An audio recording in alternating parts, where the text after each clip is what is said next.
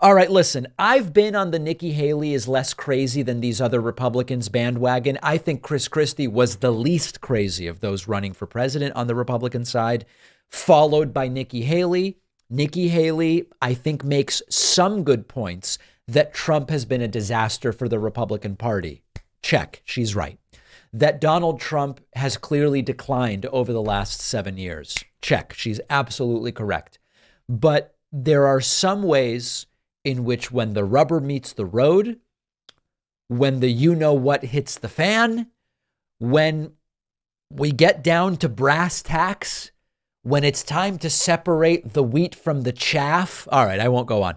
When it really gets down to it, Nikki Haley's just like the rest of them. And this came up in a town hall event over the weekend on Fox News. This was in South Carolina. This coming Saturday is the Republican primary in South Carolina. Nikki Haley was asked by a gentleman in the crowd, by a man, I don't know if he's a gentleman, by a man in the crowd, will you pardon Donald Trump if he's convicted and you are president? And she says, yes, I will. Thank you very much. Hi, John. Governor Haley, if you were elected president, would you pardon Donald Trump if he was convicted of a crime in federal court? Well, thank you for that question. You know, if you're talking about pardoning Trump, it's not a matter of innocence or guilt at that point, because it kind of should be, actually. That means he would have already been found guilty. I believe in the best interest of bringing the country together, I would pardon Donald Trump. Because I think it's important for the country to move on. We've got to leave the negativity and the baggage behind. I don't want this country divided any further. I don't think it's in the best interest for America to have an 80-year-old president sitting in jail and having everybody upset about it. I think this would be the time that we would need to move forward and get this out of the way. So listen, and hold on. Some light applause. First question.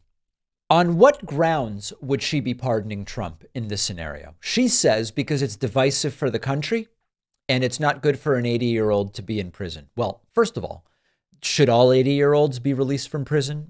Why does Trump get special treatment? Well, because he's a former president. Oh, so you're admitting that it's a two-tier justice system. Other 80-year-olds can sit and rot in prison, but not Donald Trump.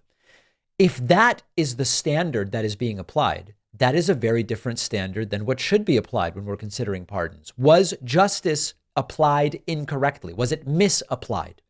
Because that's really the question if we're talking about pardons. Now, on a practical level, fortunately, so far, there may be more Trump trials, but of the 4 so far, 2 are state trials, New York and Georgia. The New York case is the weakest of all of them.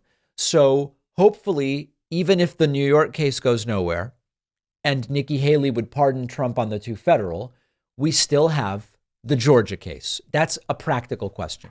But this is just a reminder that Nikki Haley is fundamentally not a serious person running a serious campaign, because this is a terrible idea. And I've spoken about this before. We have seen this previously with Richard Nixon, the difference being Nixon was not convicted. What is important to talk about here is that if you pardon a former president because they are a former president, because that's what Nikki Haley is talking about, you are undermining the rule of law.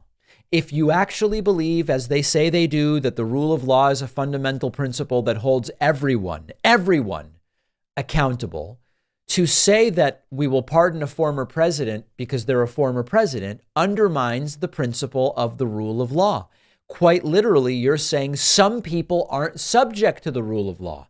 Some people aren't subject to the consequences, and that puts into question the integrity of the system. It also erodes public trust.